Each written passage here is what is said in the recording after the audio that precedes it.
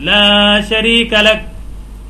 حاجی صاحبین و حاجی صاحبات، جس کا ترجمہ یہ ہے کہ اے اللہ میں حاضر ہوں، تیرا کوئی شریک نہیں. میں حاضر ہوں، بے شک تعریف، نعمت، حکومت تیری ہی ہے، تیرا کوئی شریک نہیں. حضرات، اس کے بعد ہے تلبیہ. ایک وہ تلبیہ ہے جو اللہ کے رسول علیہ الصلاۃ والسلام کے صحابہ سے ثابت ہے، اور ہم جانتے ہیں کہ صحابہ وہی عمل کیا کرتے تھے جس کو انہوں نے رسول اکرم صلی اللہ علیہ وسلم کو کرتے ہوئے دیکھا ہے.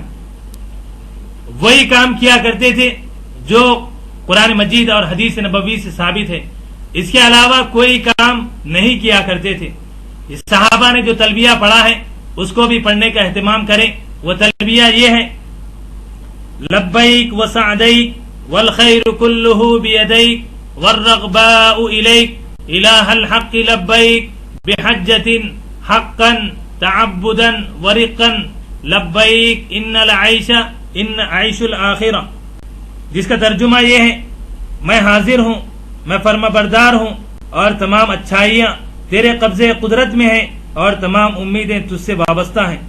اے معبود برحق، میں حج کے ذریعے غلامانہ عاجزانہ حاضر ہوں. میں حاضر ہوں، بے شک اصل زندگی تو آخرت کی زندگی ہے. حضرات، یہ جو تلبیہ ہے، حج کے اوقات تلبیہ ہر فرض نماز کے بعد، چلتے پھرتے وقت، سواری پر، پیدل، لیٹے ہوئے، تہجد کے وقت، صبح بیدار ہونے کے بعد، لوگوں سے ملاقات کرتے وقت، یعنی ہر وقت. 8 ذی الحجہ سے 10 ذی الحجہ، شیطان کو پہلی کنکری مارنے سے پہلے تک. صحیح مسلم جلد نمبر 1 صفحہ 415، ترمذی جلد 1 صفحہ 186. عمرے میں تلبیہ کا وقت مسجد عائشہ مکہ مکرمہ میں احرام کی 2 رکعات ادا کرنے کے بعد سے طواف کے پہلے چکر شروع کرنے سے پہلے تک. مرد کے تلبیہ کی آواز. مرد کے لیے تلبیہ بلند آواز سے اور تنہا پڑھنا سنت ہے، باجماعت پڑھنا مسنون نہیں. ترمذی حدیث نمبر 827، ابن ماجہ حدیث نمبر 2924. عورت کا تلبیہ. عورت بلند آواز سے تلبیہ نہ پڑھیں اور حالت حیض و نفاس میں بھی تلبیہ پڑھتی رہیں. تلبیہ کی تعداد. احرام باندھنے کے بعد سے احرام کھولنے تک 1 مرتبہ تلبیہ پڑھنا شرط ہے، اور زیادہ سے زیادہ ہر وقت پڑھتے رہنا سنت ہے، اور 1 دفعہ شروع کرنے کے بعد کم از کم 3 مرتبہ پڑھنا مستحب ہے. در مختار جلد نمبر 1 صفحہ 163. حضرات، ہم حاجی صاحبین طواف سے پہلے یا نماز سے پہلے جب مسجد حرام میں داخل ہوتے ہیں تو کعبۃ اللہ کے دیدار کے بغیر ہمارا دل نہیں بھرتا، ہمیں اطمینان اور سکون حاصل نہیں ہوتا. تو جب کعبۃ اللہ پر ہماری نظر پڑے تو اس موقع پر ہمیں یہ دعا پڑھنے کا اہتمام کرنا چاہیے: اللہم زد ھذا البیت تشریفا وتعظیما وتکریما ومہابا وزد من شرفہ وکرمہ ممن حجہ او اعتمرہ تشریفا وتعظیما وتکریما.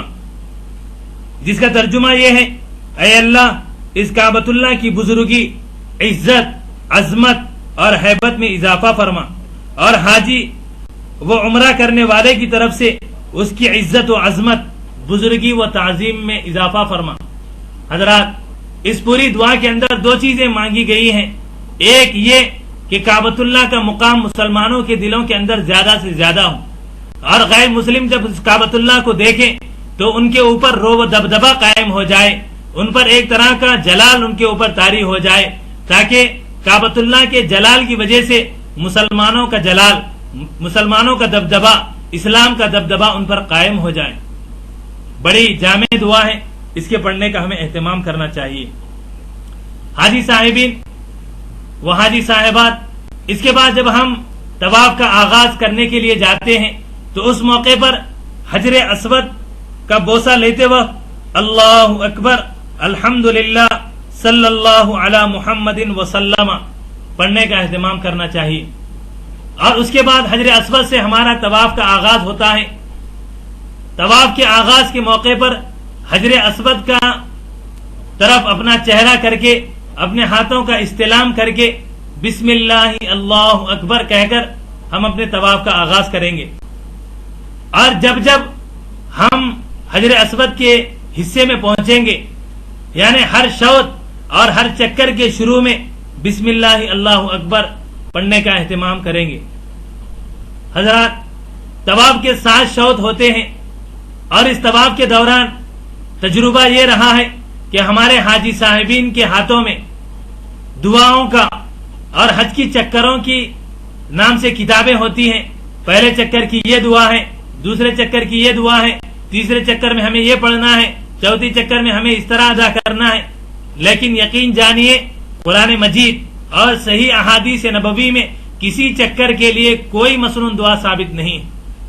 آپ چکروں میں جو دعا کرنا چاہیں, جس طرح کرنا چاہیں, پوری گنجائش ہے, آپ دعائیں کر سکتے ہیں. البتہ رکن یمانی اور حجر اسود کے درمیان جب ہم پہنچتے ہیں اس موقع پر ربنا آتینا فی الدنیا حسنہ وفی الآخرۃ حسنہ وقنا عذاب النار پڑھنے کا اہتمام کرنا چاہیے, جس کا ترجمہ یہ ہے اے ہمارے رب ہمیں دنیا میں اور آخرت میں بھلائی عطا فرما اور ہمیں جہنم کے عذاب سے بچا لے. اس دعا کے اندر 3 چیزیں مانگی گئی ہیں. ایک دنیا میں حسنہ, دوسرا آخرت میں حسنہ, تیسرا جہنم سے حفاظت. مسند احمد ابن حنبل جلد 3 صفحہ 411. محترم حضرات, اس کے بعد جب طواف ہمارا مکمل ہوگا, طواف کے 7 چکر مکمل ہو جائیں گے تو اس موقع پر ہم مقام ابراہیم پہنچیں گے. مقام ابراہیم پر 2 رکعت نماز واجب الطواف پڑھنا ہے.